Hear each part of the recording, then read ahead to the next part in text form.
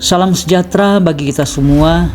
Senang sekali akhirnya kita bisa berjumpa kembali, dan saya berharap Bapak Ibu Saudara sekalian dalam keadaan yang baik, sehat, dan diberkati oleh Tuhan. Sekarang tiba saatnya kita akan merenungkan sebagian dari firman Allah. Itu sebabnya sebelum kita membacakan firman Tuhan, kita satu dalam doa. Kita berdoa. Bapa kami dalam kerajaan surga, kami bersyukur kepadamu karena Engkau adalah Bapa yang sangat baik, yang tidak pernah meninggalkan kami. Kami boleh ada sampai saat ini semua karena kemurahan dan kebaikan Tuhan.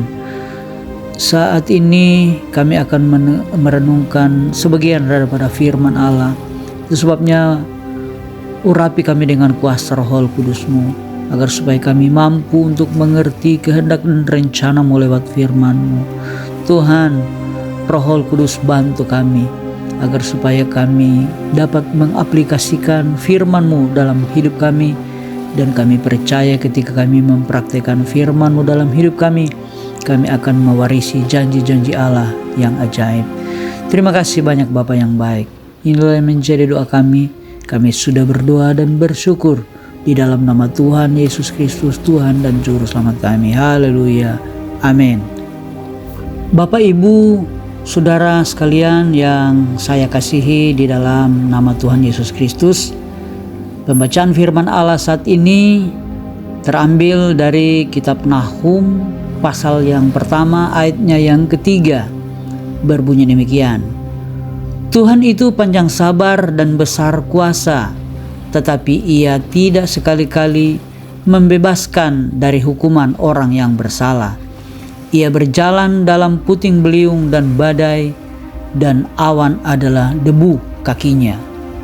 Bapak, Ibu, Saudara sekalian yang saya kasihi di dalam Tuhan Yesus Kristus, sebagian siswa beranggapan bahwa mereka yang terkenal akan lebih diperhatikan guru, sehingga berpotensi sering ditunjuk.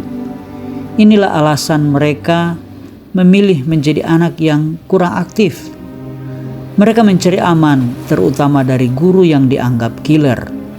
Malangnya, trik ini tidak selalu membuahkan hasil, sebab mereka justru akan dikenal karena kepasifannya.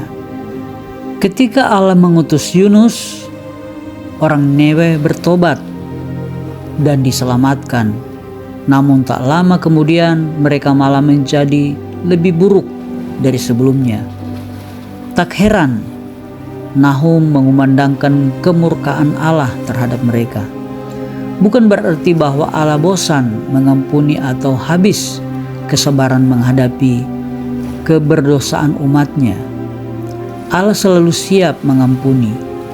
Namun demikian, Allah membuat batasan waktu dalam memberi kesempatan bagi umat untuk bertobat. Hal ini dilakukannya supaya umat tidak seenaknya mencari celah dalam kemurahan Allah, merasa bebas berlaku dosa, dan menganggap Allah akan selalu mengampuni serta tetap memberkati. Allah menuntut umat memiliki rasa tanggung jawab kepadanya atas hidup mereka.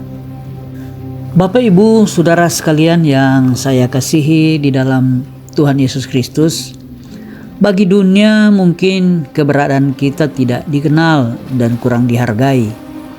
Namun Tuhan mengenal kita secara pribadi, sebagaimana tidak seorang pun luput dari perhatiannya, tidak seorang pun dapat bersembunyi darinya.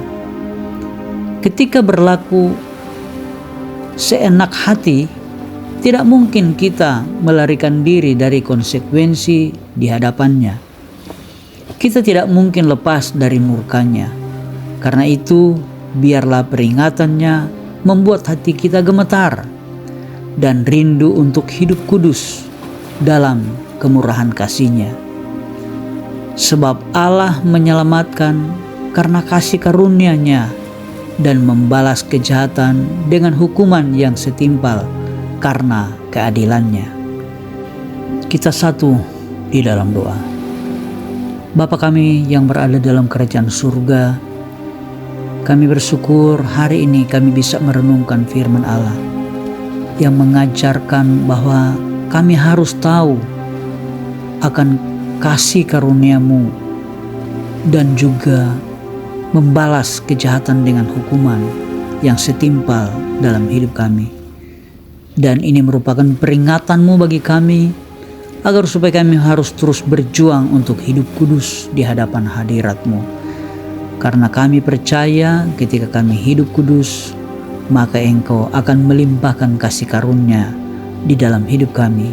Sebaliknya ketika kami hidup tidak benar, maka kami akan menerima hukuman yang daripada Tuhan. Itu sebabnya Tuhan tolong mampukan kami untuk hidup benar seturut firman Allah, agar supaya kami boleh menjadi orang-orang yang akan menikmati kasih karunia Allah yang ajaib di dalam hidup kami.